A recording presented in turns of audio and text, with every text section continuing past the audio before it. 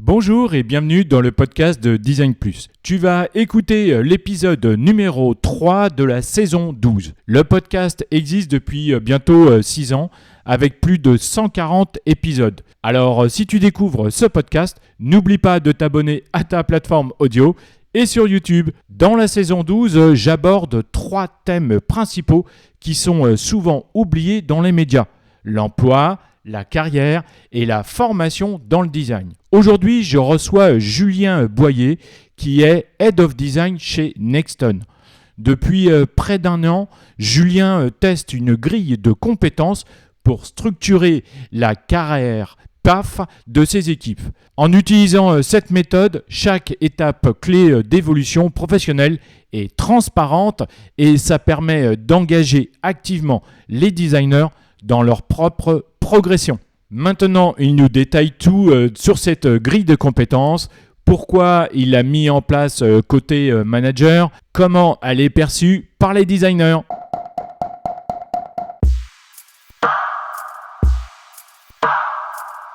Julien, peux-tu nous expliquer un peu ce que c'est qu'une grille de compétences de façon globale un petit peu et de nous expliquer aussi à quoi ça sert? Oui, bien sûr. Alors, une grille de compétences aujourd'hui, c'est un tableau qui liste les hard skills et les soft skills liés à un métier. Donc, aujourd'hui, on parle de design. Et l'objectif de cette grille de compétences, à travers une grille de notation de 0 à 5, on va pouvoir évaluer chacune des compétences et donc permettre aux collaborateurs de savoir où il en est sur ses compétences. D'accord. Donc, tu travailles chez Nexton et tu as créé une grille de compétences donc, qui est adaptée à ton équipe de designers. J'aimerais savoir, pour aller un peu plus profondément, déjà, comment tu l'as conçu en fait? Alors, je l'ai pas conçu tout seul. Déjà clairement, c'est un gros travail que j'ai fait avec les ressources humaines et je place une petite dédicace à Philippe. En gros, moi j'ai eu cette réflexion de me dire comment je vais pouvoir faire pour évaluer mes collaborateurs designers et j'ai eu l'idée de créer un système de compétences qui me permet de mieux définir là où ils en sont et mieux les accompagner et ensuite j'ai découvert grâce aux ressources humaines que c'est un format qui existait déjà et c'est là que tout a commencé pour moi. Donc le gros travail de fond sur un benchmark, savoir comment c'est fait ailleurs pour pouvoir construire la mienne par rapport à ça. D'accord. Quand tu dis l'utiliser ailleurs, c'est-à-dire qu'il l'utilisait pour d'autres équipes déjà chez Nexton? Non, c'est vraiment dans d'autres sociétés. D'accord. Il y a des ressources qui sont disponibles. Alors après, je suis allé avec ma curiosité me renseigner auprès d'autres grandes entreprises. Et puis j'ai regardé aussi ce qui était disponible en ligne. Il y a par exemple le Nielsen Norman Group qui donne à disposition un exemple de grille de compétences. D'accord. Et donc aujourd'hui, depuis combien de temps tu l'utilises? Alors aujourd'hui, ça fait 1 an. D'accord. Et quel est le but premier en fait? Pourquoi tu as choisi de créer cette grille? À vrai dire, en fait, après plus d'une vingtaine d'années d'expérience dans différents métiers qui touchaient tous au design, c'est venu d'un constat personnel où je me suis dit où est-ce que j'en suis. En fait, c'est un peu cette question où parfois on a beau changer d'entreprise, etc. On se dit toujours mince, voilà. Il y a aussi parfois le côté syndrome de l'imposteur qui rentre en jeu. Et puis du coup, je me suis dit mais si je me pose la question, peut-être que d'autres se la posent aussi. Puis j'ai posé la question à d'autres designers de mon équipe et effectivement, il semblait que j'étais pas seul dans ce cas-là. Et c'est ce qui a déclenché en fait pour moi le fait de devoir faire ça. Au-delà aussi, il y a eu quand même tout ce côté comment mieux accompagner un collaborateur dans sa montée en compétences et dans son plan de carrière. D'accord. Et donc aujourd'hui, cette grille, au-delà de l'accompagner, qu'est-ce que ça te donne comme élément supplémentaire en fait? Alors, ça me donne beaucoup de choses, c'est-à-dire que aujourd'hui, la grille, elle est très complexe puisqu'on a fait vraiment un outil très puissant où il y a plus de 97 points à analyser, notamment pour un product designer. Donc, c'est très complet. Donc, qu'est-ce que ça me permet de faire? Ça me permet de savoir exactement sur quel point on va axer l'accompagnement dans l'année à venir. Donc, d'un premier point, ça me permet d'alimenter les managers sur la connaissance de leurs collaborateurs en termes de hard et soft skills. Ça me permet d'alimenter aussi les ressources humaines, et derrière, tout découle. Donc, il y a plusieurs choses. Il y a la data globale que ça va m'apporter en tant que directeur design, mais ça va m'apporter aussi des points spécifiques. Donc, si c'est du point spécifique, on va aller sur de l'entretien de carrière et on va essayer de comprendre comment on va pouvoir l'accompagner d'année en année par rapport à ses objectifs. Et si c'est au global, ça me permet aussi de dire, bon, bah, aujourd'hui, je constate que sur telle compétence, il y a des personnes qui sont un petit peu plus vers les deux, et ben là je me dis je vais peut-être devoir mettre en place une formation globale pour l'entreprise pour accompagner la montée en compétences au global. D'accord. Oui, tu me disais en off un petit peu que ça te permettait aussi, toi, en tant que manager, quelque chose vers quoi tu tendais, et également l'autre axe, c'était plus RH. Mhm. Oui, tu veux dire comment ça peut aider à la fois les ressources humaines et les managers dans leur métier? Oui. Ouais, tout à fait. Bah, les ressources humaines, ça va les aider tout simplement à cartographier les compétences existantes. Ça, c'est aujourd'hui primordial. C'est nécessaire à l'accompagnement. Ça va nous permettre aussi de planifier la formation. Donc de se dire aujourd'hui à telle date on a telle personne ou on a ressenti tel besoin, on sait qu'à telle date on a telle formation, et ben on va faciliter justement cette planification, toute la partie évaluation, accompagnement des carrières, et puis aussi surtout en fait préparer l'avenir des designers. Et puis pour le manager, bah, ça va lui permettre aussi d'optimiser le staffing et d'avoir une vision claire lors de l'entretien professionnel sur où en est le collaborateur et les points qu'on a pu identifier en évaluation. Parce que chez nous, il y a une particularité, c'est que c'est pas le manager qui fait la revue de compétences, c'est bien un expert métier. Et ça, c'est quelque chose que je tenais à mettre en place. Donc, c'est des méthodologies qui, pour moi, sont proches de l'UX. C'est de se dire, aujourd'hui, on veut pas mettre en place de biais. C'est aussi de la recherche. On est sur du déclaratif quand une personne nous décrit ce qu'elle a pu faire. Donc mettre en place un expert métier, c'est pouvoir justement déceler le niveau de maturité sur telle ou telle compétence qui va nous permettre de travailler justement le plan global derrière. Donc quand je dis optimiser le staffing pour le manager, c'est que derrière il sait exactement ce que fait son collaborateur, et quand on reçoit un besoin, il va savoir exactement lequel va correspondre à tel ou tel besoin. D'accord, ok. Et je me posais un peu la question en fait de savoir, avant que tu passes à la création de cette grille, quel besoin toi tu avais ressenti avant de créer cette grille en fait? Comme je te disais, ça revient un petit peu à la question de tout à l'heure, c'est vraiment, ça vient d'un constat personnel. Ouais. Quand ça fait plus de 20 ans que tu travailles en tant que designer, tu passes par tous les métiers. Aujourd'hui, on parle de product designer, on parle de UX researcher. Il y a 15 ans, on n'en parlait pas. Il y a 15 ans, on était encore sur du web D, etc. Donc, toi, tu évolues avec le marché, tu te formes, tu avances. Mais au bout d'un moment, en fait, tu as appris tellement de méthodos, tellement de pratiques, etc., que tu te poses des questions sur toi-même. Et tu te posais déjà ces questions plus jeune. Et donc, en fait, tu te dis, bah, peut-être que je suis pas seul. Et c'est là que tu te rends compte que, effectivement, on est plein dans ce cas-là. Donc, comment aujourd'hui, c'est un schéma qu'on ne met pas en place pour soi-même. C'est quelque chose où on se dit pas, tiens, je vais m'auto-évaluer, parce que c'est compliqué de s'auto-évaluer. Oui. Donc, on est d'accord. Hein. Donc, c'est toujours dur, et c'est normal d'être biaisé envers soi-même. Par contre, d'avoir un expert précis sur une pratique en particulier qui vient nous accompagner sur cette évaluation, bah, c'est là que j'ai trouvé en tout cas une clé pour avancer. D'accord, ok. Et aujourd'hui, qui est-ce qui utilise cette grille et qui évalue les profils du coup? Eh bien, aujourd'hui, on a une grille avec 11 ou 12 métiers sur le design, je précise. Il y a la même qui sort sur les métiers du produit. Donc, cette grille du design, sur chaque métier, il y a des experts identifiés qui deviennent des évaluateurs. Donc, le chemin que j'ai mis en place, c'était d'aller les évaluer dans un premier temps, les accompagner justement sur le discours à mettre en place, ce qui est primordial, parce qu'il faut pas que justement ce soit pris comme un système de notation. Pour moi, l'objectif, c'est vraiment pas de mettre des notes. Hein. L'objectif, c'est de pouvoir savoir où on en est et d'accompagner en fait la sensibilisation sur le plan de carrière, sur où est-ce que j'en suis, où est-ce que je veux aller, et comment on va t'accompagner. Tu disais que tu avais accompagné les designers en fait à évaluer ces profils. J'aimerais savoir si d'ailleurs ils ont reçu une formation annexe. Comment ça s'est passé?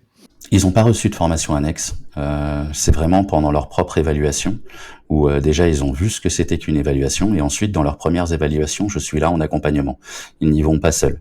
Euh, Parce qu'il y a énormément de soft skills qui sont utilisés pendant ces évaluations pour pas que ce soit pris justement pour un système de notation. On n'est pas là pour juger un designer sur ses différentes expériences. On est là pour comprendre et savoir dans quel type de cas, dans quel type d'entreprise il a pu mettre en avant telle ou telle expertise.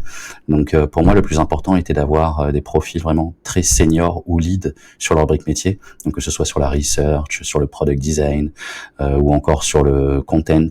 Et chacune de ces personnes a vécu assez d'expériences différentes dans des grandes et des petites entreprises pour comprendre la complexité de tel ou tel hard skill et ou soft skill. Et ça leur permet maintenant de pouvoir être évaluateurs. D'accord, ok.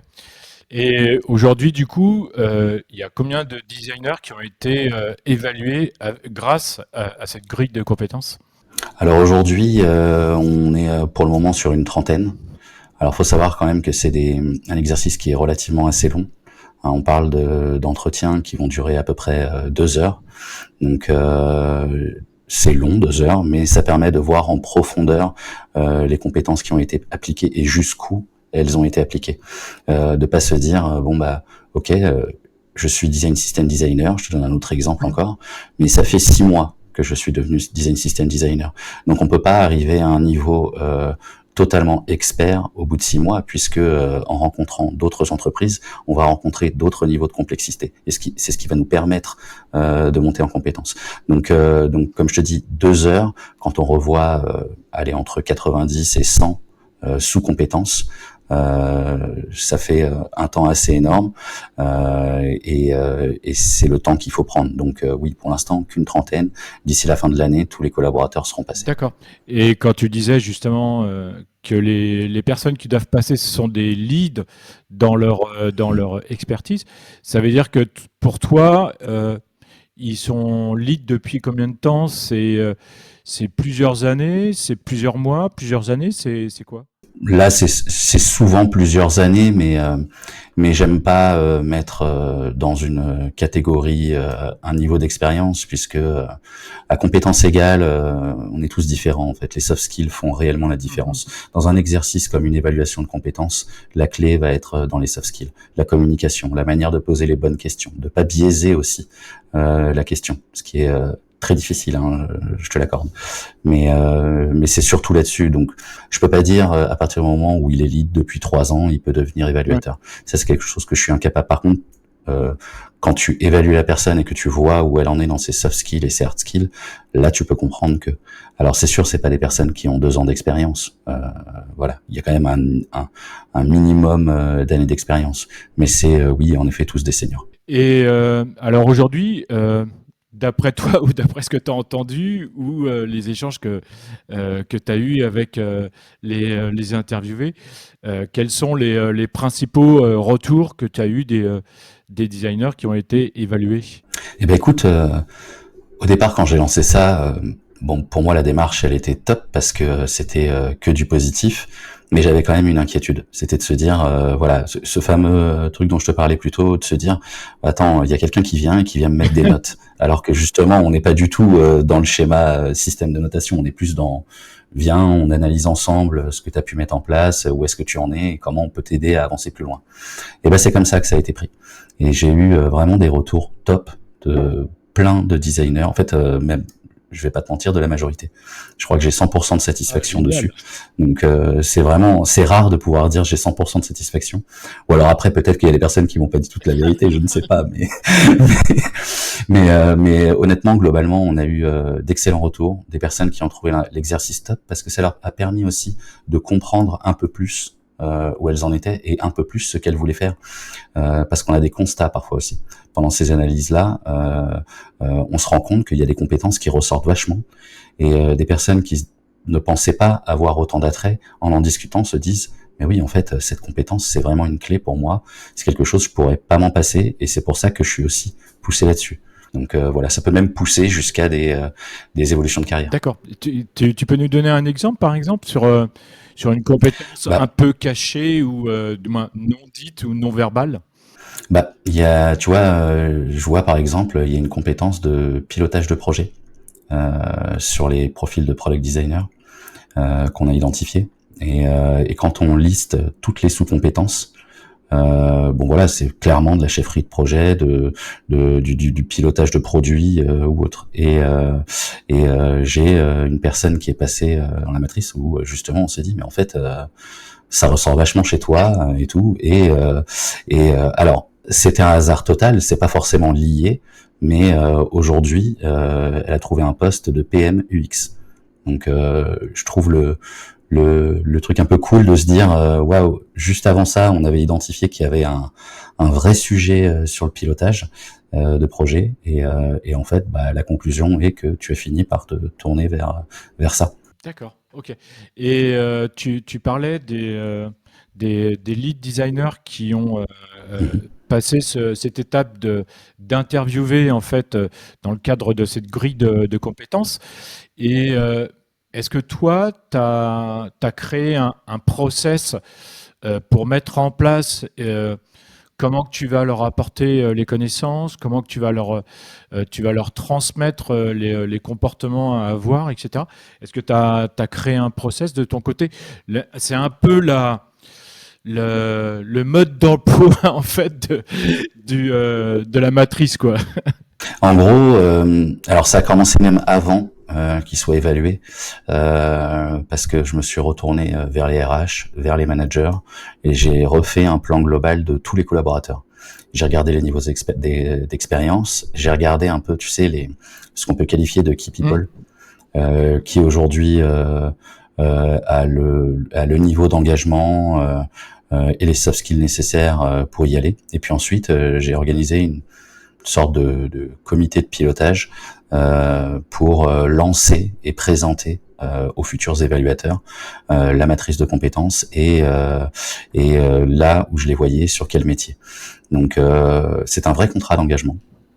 C'est-à-dire que derrière ils signent une charte. Pour moi, c'était important de mettre ça en place parce que aujourd'hui, tu veux être évaluateur, on va te demander euh, un comportement, des soft skills, hein, on revient toujours aux soft skills, et puis une confidentialité aussi, hein, parce que tu vas traiter des données confidentielles par rapport à des personnes, et en fait ça ne les regarde qu'elles. Donc on leur fait signer ce contrat-là, et puis ensuite ils entrent dans le schéma. Et comme je te disais, le schéma c'est d'abord je les évalue, ensuite je les accompagne sur leur première évaluation. Et après leur première évaluation, la leur, en général il y a plein de questions. Et puis quand ils voient la première évaluation qu'ils vont devoir donner aussi, il y a plein de questions. Comment tu présentes ça? Comment ceci? Comment cela? En général, on présente pas les compétences, on les garde sous les yeux, mais on présente toujours le système de notation parce qu'on s'est rendu compte que les collaborateurs vont plus aller chercher. Ça veut dire quoi niveau 2? Ça veut dire quoi niveau 4? Ça veut dire quoi niveau 5? Et en fait, c'est des questions permanentes où on perd du temps et on s'est dit, bah, on va le mettre directement apparent. Et puis ça permettra de faciliter l'échange. Mais c'est vraiment cet accompagnement-là qui a été mis en place. Après, j'ai pas de système spécifique. La plus grosse complexité du système, c'est notre système d'évaluation avec les hard skills, les soft skills, et puis les multiples sub skills qui font toute la richesse de ce système. D'accord, ok. Et aujourd'hui, tu as déjà fait, j'imagine, plusieurs releases, du moins updates de la grille? Ouais, j'ai fait quelques updates, mais pas tant que ça en fait. Parce que quand on a mis en place la grille avec les ressources humaines, en fait, pour moi l'objectif c'était déjà d'être dans la prospective dans cette grille. On avait déjà des sub-skills sur des métiers comme que ce soit la facilitation ou encore la recherche qui tournait autour de l'intelligence artificielle, tu vois, par exemple. Ou alors encore pour évaluer un content ou un UX writer, on avait déjà des compétences qui parlaient de content system, alors que les content systems sont pas déployés partout et que c'est des choses qui sont encore assez récentes. Donc pour nous l'objectif c'était justement de se dire ça arrive, on va pas attendre que ce soit là. On va tout de suite le mettre en place, comme ça on va pouvoir évaluer. Et puis si on est à 0 ou 1 ou 2, et ben c'est pas grave en fait. Justement, ça rentre dans le plan d'accompagnement et le plan de carrière. D'accord, ok. Et est-ce que tu penses qu'il y a d'autres carrière paths ou de grilles de compétences qui existent dans d'autres sociétés ou même encore pour aller plus loin, dans d'autres équipes design en France? Je pense, oui. Oui, on n'est clairement pas un cas isolé. Là où je pense qu'on s'est différencié, mais comme je te dis, dans mon bench, tu peux pas tout avoir. Ce sont des documents qui sont relativement confidentiels. Chacun a sa manière d'évaluer. Voilà. Moi, j'en ai vu tourner dans pas mal de grandes entreprises aussi.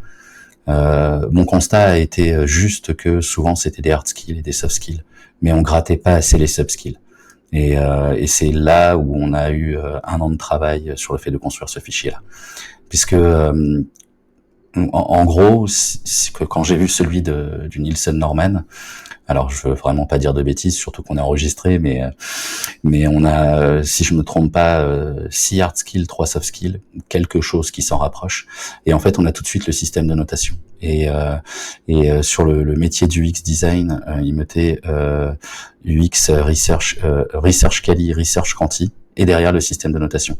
Et en fait, je voyais tellement de choses dans la recherche quali et dans la recherche quanti que je me suis dit, on va travailler derrière chaque hard skill et chaque soft skill en moyenne 8 à 10 sous-compétences pour pouvoir être sûr de là où on va, quoi. Donc c'est clair qu'à l'arrivée, ça nous fait un diagramme précis, presque chirurgical, mais c'était l'objectif recherché. D'accord, ok. Et pour terminer dans mes questions, est-ce que tu penses que c'est adaptable ou exportable dans d'autres équipes? Est-ce que toi, tu aurais envie de le partager? Ouais, clairement. Je pense que c'est totalement adaptable pour répondre à la première question. J'ai pas inventé des compétences liées à Nexton. J'ai plus fait un bilan de ce qui est demandé sur le marché. On a la chance aujourd'hui d'avoir près de 130 designers qui sont sur des comptes radicalement différents, mais que des grands comptes, donc qui ont des niveaux de maturité totalement différentes sur la mise en place de l'UX, du content ou de la research ou autre. Donc ça fait qu'on a vraiment plein d'exemples différents de ce qui est attendu. Et donc du coup c'est ce qui rend cette grille très riche, parce que je me suis aussi calé là-dessus, sur la connaissance métier, mais aussi sur le marché. Donc je pense que c'est totalement adaptable. Sur le fait de le partager, j'avais clairement dans l'objectif d'écrire quelque chose au format livre blanc une fois que tous les collaborateurs seraient passés, pour voir justement ce que ça a pu nous apporter et faire en gros un retour d'expérience. Moi je suis très dans l'échange. Voilà, donc effectivement le doc là actuellement, je le partage pas parce que ça reste encore confidentiel et que c'est quelque chose qu'on continue de déployer. Mais faire un retour d'expérience prochainement d'ici la fin de l'année, c'est clairement prévu. D'accord, super. Et donc pour conclure l'épisode, j'aimerais que tu partages avec nous justement ton retour d'expérience, ce travail de fond, et qu'est-ce que tu retires comme expérience là-dessus, et peut-être aussi nous parler un peu des erreurs et des réussites. Ouais, ok. Retour d'expérience, honnêtement, sujet très compliqué. Sujet complexe à mettre en place parce que ça demande beaucoup de préparation, mais quelque chose de très riche. Moi, ça m'a permis de mieux comprendre parfois les différences entre les designers et pas que sur les métiers. Et c'est quand même assez fou. Alors, ça paraît bête et logique de se dire qu'on est tous différents. Oui, évidemment. Mais sur un métier spécifique, on a vraiment des manières de l'approcher, des manières de faire qui sont différentes. Et je trouve ça passionnant parce que on voit, je sais pas moi, le product designer à fond sur la data, celui qui est vraiment très axé research, celui qui est vraiment dans le delivery et tout. Et c'est vraiment très riche. Et voilà. Après, sur les erreurs que j'ai pu faire, je pense toujours lié à la complexité, c'est sous-estimer le temps pour le mettre en place. Et le suivi des actions. C'est-à-dire qu'au départ, on se dit, bon, bah, on va y aller, il n'y a plus qu'à. Ok, il n'y a plus qu'à. Sauf que tu fais une réunion d'1 heure, tu te rends compte que tu as fait la moitié parce que, bah, évidemment, on a fait, comme je te l'ai dit, X sous-compétences, donc 97 sous-compétences à lire sur un product designer. Bah, en fait, ça prend pas 1 heure, ça prend beaucoup plus. Ça prend 2 heures. Et si ça dépasse les 2 heures, eh ben, je refais un point. Tu vois, je veux pas qu'on se presse pour se dépêcher, je veux vraiment qu'on prenne le temps pour chaque sous-compétence. Donc la durée est vraiment une complexité parce que ça veut dire que tu peux pas faire 130 designers en un claquement de doigts, clairement. Donc voilà. Après, en termes de réussite et de quoi vraiment la plus grosse fierté qu'on puisse avoir sur ce format-là, c'est les retours des designers. En fait, moi j'ai plein de retours de satisfaction. Ils comprennent mieux où ils en sont. On améliore l'accompagnement qui est ciblé, précis. Donc leur montée en compétences, on sait très bien comment on va la mettre en place. Et puis comme je le disais tout à l'heure, parfois l'identification et la réalisation d'une évolution vers un nouveau poste, quoi. D'accord, ok, super. Eh ben, merci beaucoup Julien, Je t'en prie, Laurent. J'étais très content de te recevoir dans Design Plus pour parler de ce sujet un peu mystérieux et je pense qu'il y a beaucoup de personnes qui seront intéressées par le sujet. Merci beaucoup. Merci beaucoup à Julien d'être venu dans Design Plus. Je te remercie également d'avoir écouté cet épisode. N'oublie pas de le partager autour de toi, avec tes collègues, avec tes amis et surtout tes réseaux sociaux. Tu peux aussi noter le podcast et écrire un commentaire sympa sur ta plateforme d'écoute pour partager ton avis avec les autres designers. Et si tu regardes cet épisode sur YouTube, n'oublie pas de liker la vidéo et d'ajouter un commentaire pour m'encourager dans ce nouveau défi. Salut, à bientôt!